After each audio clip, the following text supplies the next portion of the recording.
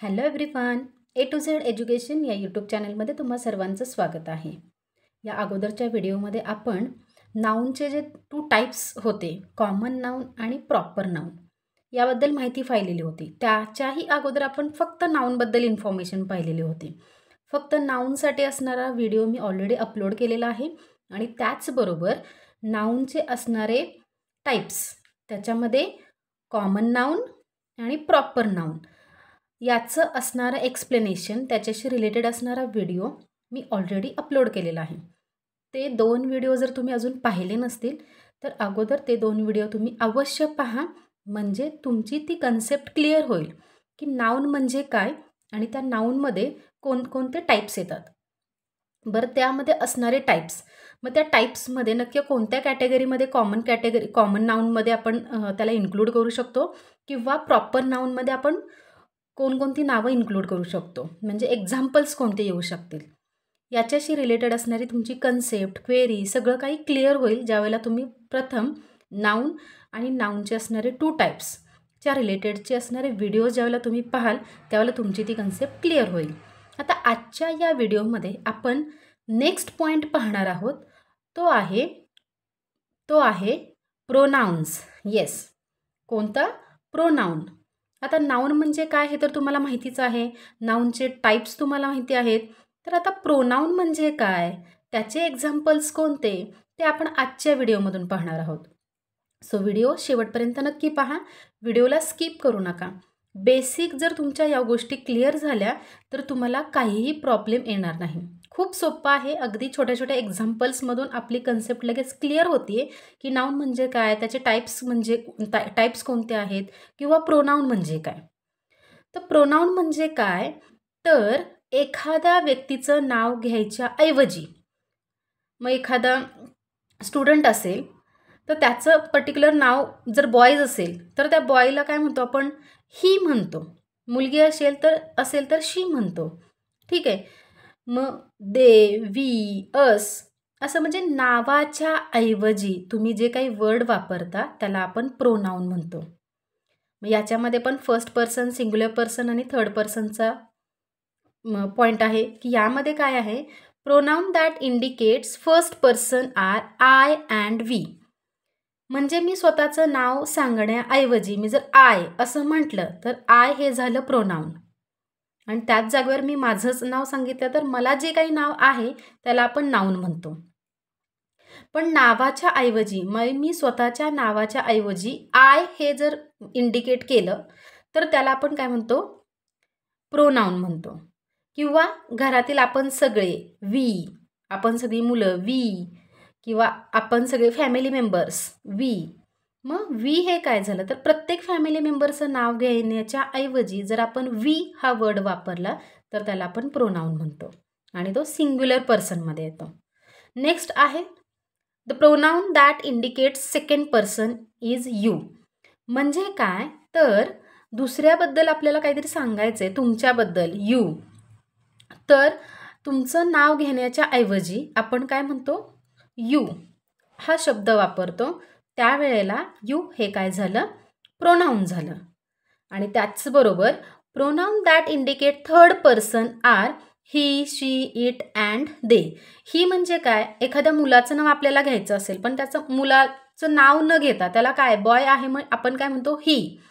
मुलगी असेल तर काय म्हणतो, शी. इट, ॲनिमल्सच्या रिलेटेड काय असेल तर इट. आणि ग्रुप, प्ल्युरल पर्सन, खूप सारी लोकं असतील किंवा ग्रुप वाईज असेल तर आपण काय म्हणतो, दे, खूप जण असतील. मग याच्यामध्ये सिंग्युलर आणि प्ल्युरलचा ऑप्शन येतो. मग ही, शी, इट आणि दे असे असतील तर त्यांना आपण काय म्हणतो, प्रोनाऊन म्हणतो. म्हणजे आपण पर्टिक्युलरली कोणाचंही प्रॉपर नाव घेत नाही, तर ते नावाच्या ऐवजी जे काही वर्ड्स आपण यूज करतो त्यांना आपण प्रोनाऊन असं म्हणतो. बरं, जे काही वर्ड्स यूज करतो म्हणजे काहीही वर्ड्स यूज करणे म्हणजे प्रोनाऊन नाही. बॉय असेल तर ही इज अ बॉय. मग असं म्हणतो का, रमेश इज अ बॉय, नाही, रमेश हे नाऊन झालं. पण त्या रमेशच्या ऐवजी मी जर ही म्हटलं, HE, he is a boy, तर ते ही म्हणजे काय, तर pronoun. Yes. Sarita is a girl, मग सरिता हे नाऊन झालं. पण शी इज अ गर्ल, शी. मग त्यावेळेला शी हे काय होतं तर प्रोनाऊन इंडिकेट करतं. म्हणून इथे म्हटलेलं आहे pronoun that indicate third person are he, she, it and they. They all are playing on the ground. They all are playing on the ground. मग दे म्हटलं इथे आपण, म्हणून दे हा वर्ड काय आहे तर प्रोनाऊन आहे. Yes, I am a teacher. I am a teacher. मग इथं मी माझं नाव घेतलं का नाही. मग मी काय म्हटलं I am a teacher. So I याला आपण म्हणतो pronoun. Yes, we are a teachers. मग यामध्ये मी प्रत्येकाचं नाव घेतलं का नाही, तर आम्ही टीचर आहोत, वी. म्हणून वी काय झालं हे प्रोनाऊन झालं. त्याच्यानंतर काय यू आर अ टीचर. मग मला जर असं सांगायचं आहे की तुम्ही शिक्षक आहात, तर यू हे मी इंडिकेट केलेलं आहे प्रोनाऊन. मग त्या जागी मी कोणाचंही नाव घेतलेलं नाही आहे, प्रॉपर नाव आपण यूज केलेलं नाही आहे. तर त्या नावाच्या ऐवजी जर तो बॉय असेल तर ही वापरणं, गर्ल असेल तर शी वापरणं, यू वापरणं, आय, वी, इट, दे या सर्वांना आपण काय म्हणतो प्रोनाऊन म्हणतो.